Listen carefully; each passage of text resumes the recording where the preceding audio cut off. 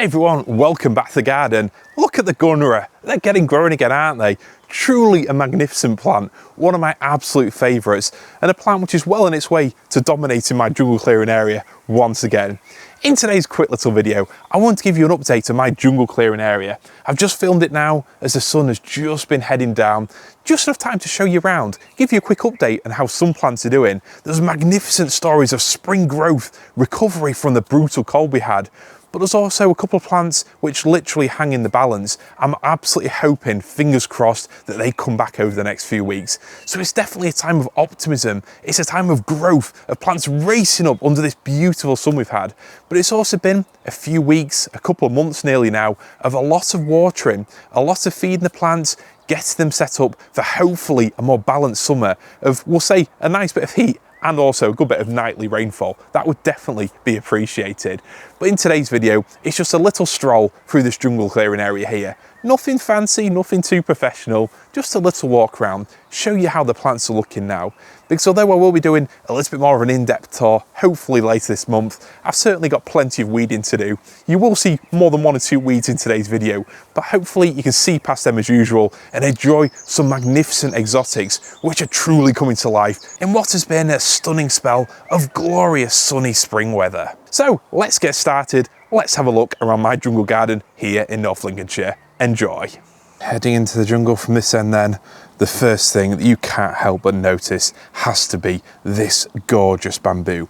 Fargesia robusta Campbell. I've spoken about this bamboo many times before, usually because of its practical attributes. Upright, easy, clumping, very tolerant of, we'll say, less than optimal conditions. But at this time of year, none of that matters. It's all about the gorgeous appearance. Just look at these new culms, which have risen up over the past few weeks, shot up towards the sky, and leaving on them these culm sheaves. They don't stay on forever, but while they persist, you've got a beautiful checkerboard pattern. I think they look fantastic. One of the best looking bamboos at this time of the year, but they soon fade back into a green backdrop to the beautiful exotics that lay ahead in this jungle clearing. The first thing I'll mention, Persicaria. We've got Red Dragon this side here, and then purple Fatsia across here. Now, obviously I'm in the middle of projects. This path here dug out.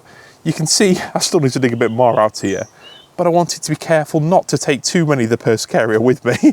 I mean, those I can pot them up, to be fair, give them away to other people who want to grow this vigorous and beautiful foliage plant. I mean, just look at it. The one thing that I would say at this time of year is I'd recommend a Chelsea chop. You can see already they're growing upwards, and in a bit of shade they can get a little bit leggy. So it's well worth giving them a hack back over the next couple of weeks, coinciding with Chelsea Flower Show, believe it or not. And that way, when they grow back, they won't be quite as leggy. And at the end of the day, although the flowers might be later, we don't grow these for the flowers anyway. We grow them for those beautiful leaves. And if you want to see these and more filler plant ideas, check out my last video over at Linden Nurseries, where I look at plants to add to your garden for some tropical style summer colour. The tree ferns, you'll notice, I have chopped the fronds back, or most of them anyway. These tree ferns here, they're just starting.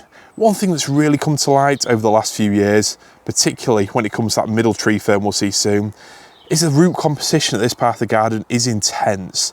Now, don't get me wrong, you probably can't really see the amount of shade that this tree casts, because usually when I film my videos, it's either early morning or in the evening time, but during the middle of the day, this tree casts a beautiful shade, which really does assist the Gunnera we'll be seeing soon, and a lot of these tree ferns. But what it gives, it also takes away. And the root competition from the conifers, that big cherry tree, it really does detract from the moisture these tree ferns need. So potentially they need more going forwards. But for now, all I've done is wait for them to start pushing the new crosias through, which I can probably check under there. This one's been a little bit slower. And then once the new crosias start pushing up, remove some of the old fronds. I don't do it before that point. I like to give the crown plenty of time to open up and then chop them back. One thing I would recommend is leave some of the old frond bases on. I know I read a few people who've been growing tree ferns a lot longer than me, and they've all recommended chop them like this, and that way you can really help the crown to open up. You're not chopping them right back prematurely. And at the end of the day, the trunk itself is made up of old frond bases and a root type matter. So really, leaving a bit extra on, it doesn't seem like a bad idea. But those ones, they're coming on all right. Now, when it comes to a plant which is really romping away, this Musa Basjoo is not messing around now. Just look at this. Musa Basjoo are very simple creatures. And just like those ferns there, once they get moisture and a bit of warmth, once this time of year comes around, they just race away. They don't need any more encouragement. And just look at those leaves. Now, obviously, the leaves that came out first, as you can see, they're cut back at the top, which isn't a problem at all. And this week, where we've had warm temperatures, but also quite a lot of wind, as you can probably tell tonight, it's far from being a calm, still evening. The leaves will get battered around a bit. But as I said in my previous videos, don't worry about any leaf damage on Musa Basjoo. I consider it a bonus really to get any intact leaves before June. This year, they've certainly had a head start, thanks to all this glorious sun and also a particularly, we'll say, early last frost of the year. We've been very lucky. Ostrich ferns, I mean, is there a fern which looks better in spring? I challenge you to come up with one. They're just so gorgeous, especially when you see them in groups, as they naturally tend to form like this here. I love that lime green colour, and it just ties in so beautifully well with the Musa Basjoo. I mean, this year, I'm really happy with this banana plant. This is the one that I actually bothered to protect, if you remember seeing my recent video, and I'm so pleased that I did, because now it's got all that height, it's racing up, and those leaves will be over my head in no time at all. In terms of care tips, all I've done for this plant here is put some chicken manure pellets around the base, a bit of the Vitax 6X feed, and then I've kept it watered. So that's pretty much been done with a sprinkler. I've just set it going in this area here, so it can water both the palm, that Musa Basjoo, the plants around it, and then also the tree ferns at that side there. So nothing fancy here, no irrigation systems just yet, maybe one day. But for now at least, it's plenty enough for my purposes. This tree fern here, the struggling one, definitely right plant, wrong place. As you can see, the Gunnera leaf has once again shaded it out. I think the tree fern wants to live, but maybe I need to move it somewhere else. But I suspect with that one, it might be a case of sawing it off at the base and potentially planting something else in there. We'll see. But nestled in around it, you can see now the Xanthodecia Hercules, Impatiens Omiana there, and at the back, a Woodwardia fern coming through. Everything is really coming alive now. And the backdrop for this here, we've got a glorious mixture, Schefflera taiwaniana. On this side, we've got a glorious Hydrangea aspera Bellevue. Big velvety leaves. I mean, the flowers are pretty amazing, a kind of mauve colour and white, but it's really the size and scale of the foliage, which is why I grew it. And then just tucked behind the already colossal Gunnera leaves, we've got the Fatsia japonica, looking glossy and magnificent. But let's face it, this Gunnera is very much already the star of the show. And you can probably see already that it is growing upwards. But will it keep growing upwards or will it start growing outwards? I think I know the answer to that question. And, well, you can probably guess really, this Gunnera wants to take over the garden. They've definitely got more bite marks in them than usual this time of the year, which I showed you in my recent video, but I don't really mind. These Gunnera, they never look pristine, but those flowers and the size of the leaves, my word, just look at that. Magnificent. That leaf now, definitely pushing above my head. 7.5, maybe 8 foot tall already. That stalk, very impressive. How big will the Gunnera actually get this year though? Well, I think it depends on how much rain we get this summer. I don't want to hedge my bets, but we've had 2 very rainy years where this plant has absolutely thrived with minimal extra watering. But over the past month, I have had to water this whole area. And in fact, you can see down here, next to the Fargesia, which is another plant I featured in my linden video, I think they look really beautiful, particularly this time of the year, with that spring energy, vitality, the leaves reaching up. They really are such a stunning foliage plant. But next to it, you'll see my irrigation here, just a simple soaker hose. It's a hose like this one, and it runs around this whole area here, watering these Gunnera, the tree fern behind, and all the foliage filler plants in between. This year, I've had to use it a few times, maybe every week or so. I've left it on for a few hours to really get some moisture going. And that's pretty much been about it in terms of care. The Gunnera now, all this growth is fueled by just the one initial feed that I did around a month ago.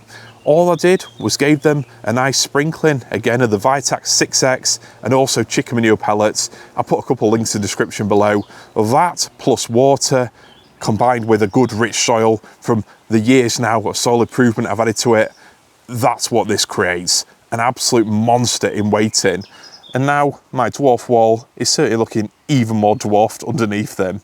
So this clearing, I suspect, is certainly not going to be a clearing for much longer. So if I want to fill that path up there with building materials, I'm going to have to get barrowing pretty quickly, aren't I? Otherwise I won't have a route past again. But you've got to say these plants are stunning and worth every bit of inconvenience they cause the garden. But there is a story in here which currently hasn't got a happy ending. Yes, my tree fern, the struggling one. Like I said, I've got the irrigation at the base of this bed here. I've kept this one well watered and it still isn't pushing any new fronds out, which really is sad to see. I've trimmed off some of the old fronds because they were actually blocking the crown itself, just got them out of the way so I could find out what was going on. Unfortunately, there doesn't seem to be anything in there just yet. I am being patient, but that really is sad because this is one of my two largest tree ferns, a plant I've looked after for years. All I can really think is, because it's gone downhill over the past couple of years, maybe it's a casualty or it started suffering during 2022 when we had that baking hot heat wave summer, followed by that instant plunge into freezing temperatures after a very wet autumn. That really messed up a lot of my plants. But maybe this tree fern, it was just too much stress for it. And since that point, it might have been limping on. As you can see from the trunk itself, it's not that grey colour that you often see on struggling tree ferns. The trunk looks very brown. It's a glorious chestnut brown colour that usually suggests that these plants have received adequate water. But again, I think potentially it's a case of it being behind the Gunnera, therefore not getting as much direct soaker hosing as I like to give it. And also, again, this colossal tree drinking up more than its fair share. So if you can imagine, if that tree fern is just literally planted on a few major roots coming off from that cherry tree, it doesn't really stand a chance of having a good drink. So really, me giving it a spray with a hose every couple of days and a lot of rain in the summer is barely going to touch it. But fingers crossed for that one. I will show you some tree ferns very soon, which look glorious, magnificent, and full of energy. I can only hope that this one is going to display the same promise of vitality in just a few short weeks' time. Fingers very much crossed. The sun now just about to head down over those hills over there. Pretty much dips behind that wood about 30-40 minutes before real sunset time. So the garden here, it gets shaded a little bit earlier. And in fact, most of this garden here is actually very shaded because of the orientation of the house. I don't get the sun until mid-morning. And then, like I said, throughout the majority of the day, this cherry tree really blocks out a lot of the light, which is great for a lot of the shade-loving exotics, great for the Gunnera, great for the ferns, great for the tree ferns. But as I found, for a lot of exotics which need the heat, such as, I can try to see some in here. Ah yes, there we go, Hedychium gingers. This year really will be a bit of a test to see how well they do. It's their first year, I believe, in the ground, those ones there. So we'll see how fast they grow and at what time of the year they flower. But I moved this mulch out of the way just a couple of weeks ago, and it's phenomenal to see them already pushing up through, buoyed on by this glorious warm sun. That really is something special. And again, in just a few weeks' time, all the hardy begonias that are tucked in at the back of this border here, they'll be coming through. And in fact, if I just zoom in here, you can see some there, Begonia grandis, just heading up from the floor. So those are well on the way, but they certainly take their time doing it, don't they? Another beautiful tree fern here. I mean, this is what it's all about, isn't it? This tree fern, it might be clashing with these Trachycarpus for maybe a few years or so, but I just love them. Tree fern fronds in the low evening sun, that golden glow, just displaying really how delicate and intricate those fronds are. That really is what it's all about. Beautiful plants, seriously, one of my favourites. But there is a plant down here which I'm proud to show off. Yes, this is my Farfugium Green Giant. Last year, the winter weather cut it right back. It didn't stand a chance. It was turned to these black leaves, just complete mush. I thought I might have lost it, especially after hearing that they can only take -5. Well, let me tell you, they can take at least -6 or -7. Hardly mulched it, just had a tiny bit of straw on top of it that was covering some of the other plants around it. This Farfugium has come back. When I first saw the leaves poking through the soil, I thought, great, a little bit of food for the slugs and snails before it finally gets wiped out. But no, it's come back and it's grown really well. I think most of the slugs and snails have actually gone over to my Gunnera this year. They wanted a bigger challenge, but I'd rather them have a few bites out of that. There's more square meterage of leaf to eat there at the minute, and I'm very pleased that this Farfugium has come through. One thing I will say, when I see all those amazing gardens on Instagram, such as yours, Anthony Manning, those Farfugiums look phenomenal, and there's definitely a plus side to actually digging them up, lifting and bringing them into a greenhouse or polytunnel. But at least for those of us who want to try them outside, my news from here is definitely very encouraging. This Schefflera, this is the one that was also hit by 2022, but it's turned it into a multi-head. So now I've got 3 of these beautiful growing points, all pushing these lovely little dainty leaves out. Aren't they beautiful? This time of year is when Scheffleras really put on the growth, and it's not uncommon for decent sized plants like this to put on 1 to 2 foot of stem or trunk growth over just a few weeks. They grow up rapidly. They've really changed the whole look of the plant in pretty much no time at all. So I'm excited to see this one grow, and hopefully in the future, this one, now it's got to a decent tough hardy size, it'll reach up and up further still and really create a beautiful canopy to this walk through the garden. I'm really looking forward to that one. Another success story, albeit on a little bit of a smaller scale, this Fatsia japonica spider's web. You might remember me gloating about how I bought this as a very reduced bargain over at Brig Garden Centre. It looked phenomenal, a beautiful white colour into the leaves, a very, very white spider's web. But then it got cut back really hard last year. However, I've just trimmed the stems back and it's bounced back as I suspected it would. Fatsia are incredibly tough and hardy. It can bounce back from anything. But seeing how ropey this one looked at the back end of last year, as the leaves just fell off it one by one, I definitely wasn't feeling optimistic. So it's great to see it come back. Will it make a full recovery, look beautiful by the end of this summer and hold the leaves this next winter? That is very much going to be the question. We will see. But as someone mows the lawn in the background, we've got a cacophony of bird song providing a beautiful background to today's video. I think really it's time to look at the Trachycarpus. I mean, just look at these. They're really now getting to a stage where that's the kind of look that I wanted in the garden. I want that silhouette against the low golden setting sun. I want them to reach over my head, which now they can just about do. I've had to trim them a little bit, you know, on the harsh side, just to keep them out of the way, but now they're up and over, I can really let them do the thing. And as always, plants aren't made equal. Just like people, you get tall people, shorter people, everyone's good at different things. This Trachycarpus is certainly excelling at reaching towards the sun. Massive, great big leaves, huge petioles, but the variation as we head through them all, they drop down and down and down. This one's certainly struggling a little bit. And then this one was also struggling, but now it's bounced back. And you can see already there, the flowers are just starting to form.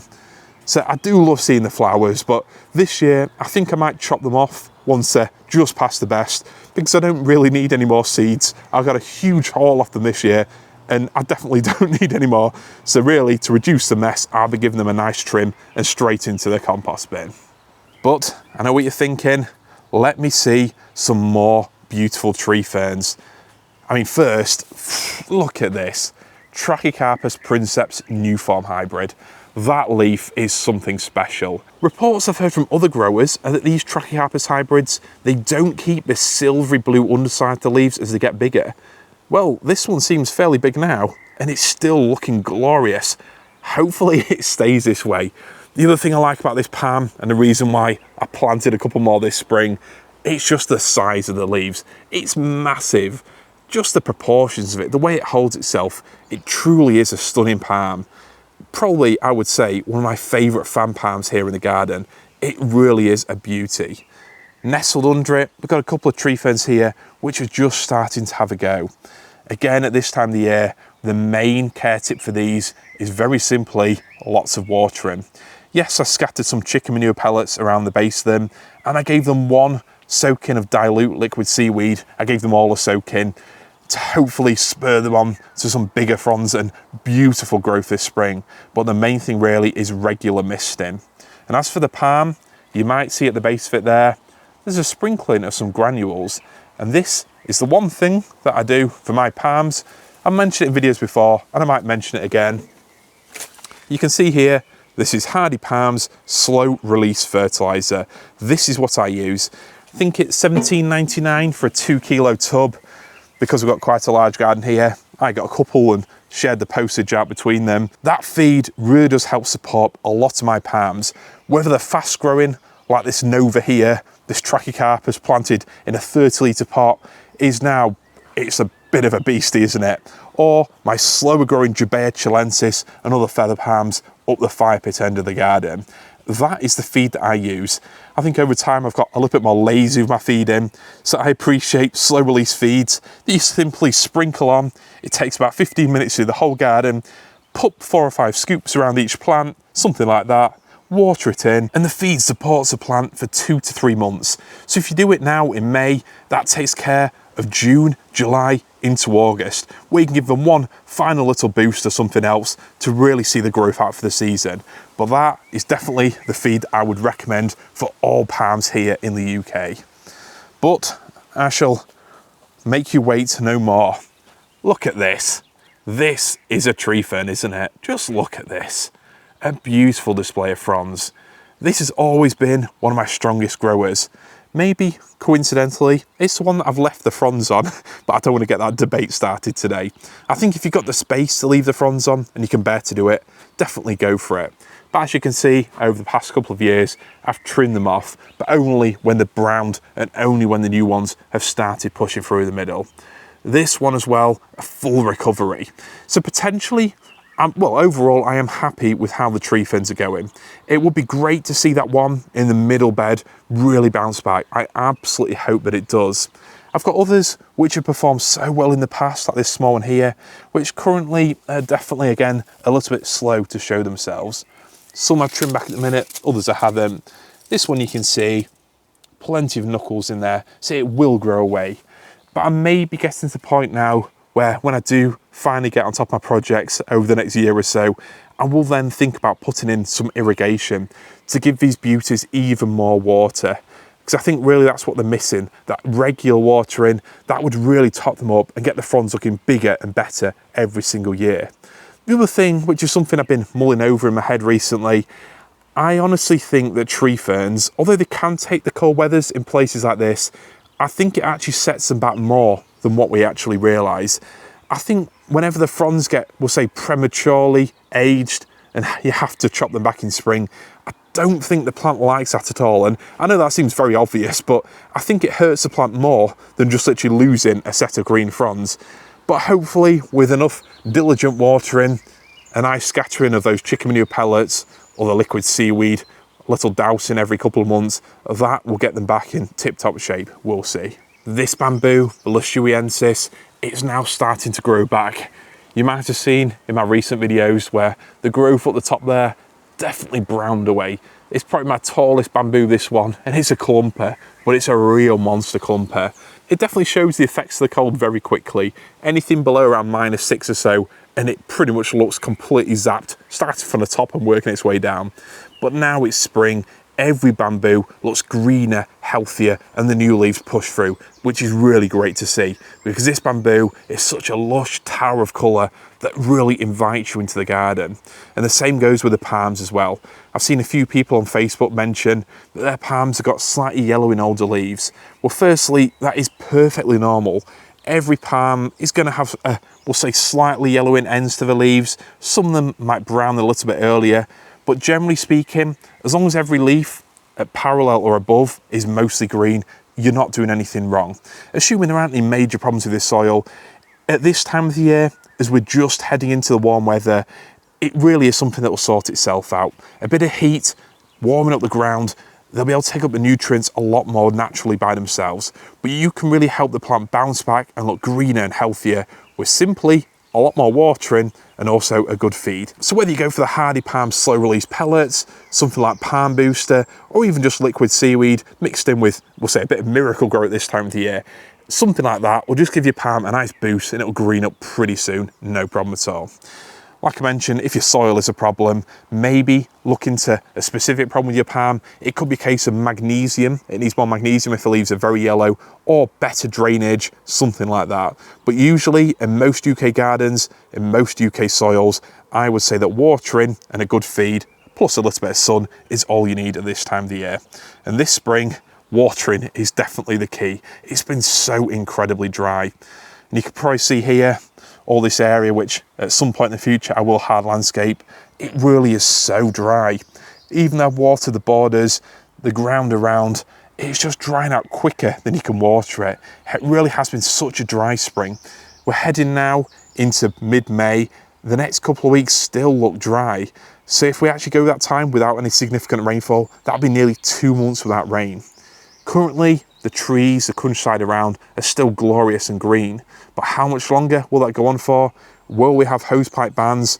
Well, we will see. Fingers crossed, we get some decent nightfall rain before long. But at the end of the day, while the sun's here, we've got to enjoy it, haven't we? Because whilst you can water your garden, you can't get sun out of the hosepipe, can you? That's something the past 2 years, the past summers at least, have definitely taught us. So, on that note, I think I need to get back to watering my garden here. The ferns are looking magnificent, the daylilies are coming through, even the hostas, the occasional watering about once a week, they're not doing so bad. The salvia concolor, it's coming back. The Musa Tibet is being very, very slow, so I might have to chop that one back even further. Bit of a disappointment there. But again, Musa Basjoo, new leaf. Trachycarpus princeps new form hybrid, a new phenomenal leaf in that ghostly white colour. What a sight. So all in all, I am very happy with the garden this spring. The epimediums are coming up, the ferns are looking splendid. The tree ferns, at least these ones here, are magnificently doing what only tree ferns can do and adding that exotic, graceful magnificence to my overhead canopy there. I just love seeing the new fronds opening, whether it's ground ferns, tree ferns, and they make spring such an exciting time of the year. The palms are getting growing, Fatsia is bouncing back, and then this jungle clearing. All it's going to take to complete the picture is for me this week to get my Inseti planted out, a few summer bedded plants around there, some more of my little exotic beauties that are planted there to come through over the next few weeks, and then wow, that Gunnera could unfurl and the picture will be complete. So all in all, I think we had a colder winter than most, but what will I be doing to get my garden looking at its absolute best over the next few weeks? Well, now that everything's been fed with a slow release fertiliser, all I'll be doing is watering and weeding. Because if there's one group of plants that's growing away quicker than I'd expect, it's certainly the weeds. In fact, that area of grass is growing better than my lawn, so I've certainly got plenty of work to do. But I hope you've enjoyed this quick little rambling update, and I hope your gardens are really growing magnificently in what is a beautiful and sunny spring spell. Thanks a lot for watching, and I'll see you all in the next video. See you later.